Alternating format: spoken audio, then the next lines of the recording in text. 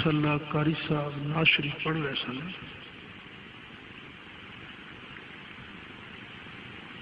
تھوڑے چو کئی نے میرے نال ناراض ہو جانا جڑی گل میں کرن لگا، لیکن میں کراں کی جس منصب پہ میں بیٹھا اتنے سچی گل کرنی پڑی.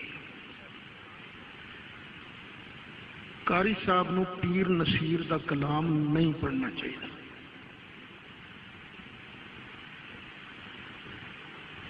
کیونکہ پیر نصیر آخری عمر چ وہابی بھی ہو گیا سی، شیعہ بھی ہو گیا سی.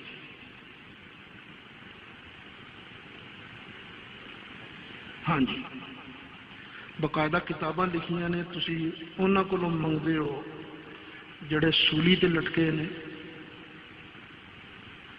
تسی اللہ والیاں کولوں کیوں منگدے ہو؟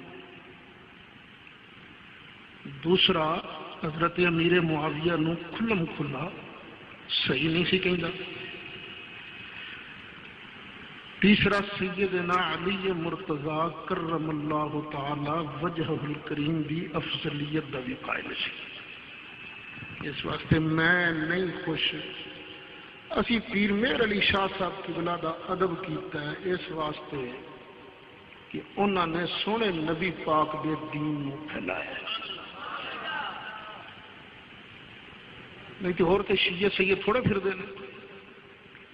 اسی انہوں سید نہیں منتے جڑا سونے دا بنتا نہیں. اسی تو پیر مہر علی شاہ صاحب دے بنے تا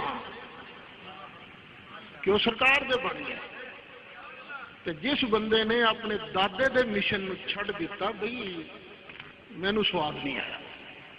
تو قاری صاحب اگے گزارش ہے، دیکھو تسی اج پیر نصیر صاحب دیا نعتاں پڑھ کے سناؤ گے تو لوکی تے آکھن گے ماشاءاللہ بڑا چنگا بندہ سی جی قاری صاحب جی دی نعت پڑھ کے. کیوں جی؟